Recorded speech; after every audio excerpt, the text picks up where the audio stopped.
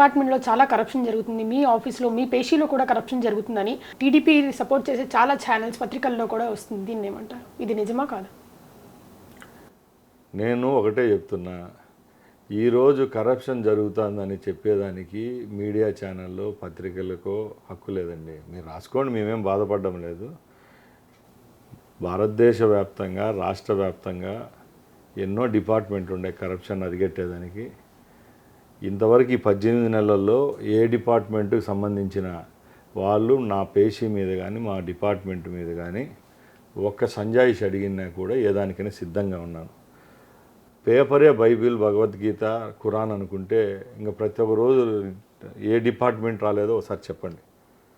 అంచెలంచెలుగా ఒకరోజు రెవెన్యూ మీద వస్తుంది, ఒకరోజు ట్రాన్స్పోర్ట్ మీద వస్తుంది, ఒకరోజు స్పోర్ట్స్ మీద వస్తుంది, ఒకరోజు జలవనరుల మీద వస్తుంది, మున్సిపల్ అడ్మినిస్ట్రేషన్ మీద వస్తుంది, వస్తూనే ఉన్నాయి. ఇవన్నీ పూర్తిగా ఫైనల్ జడ్జిమెంట్ ఇచ్చేది పేపర్లో, టీవీలో కాదు.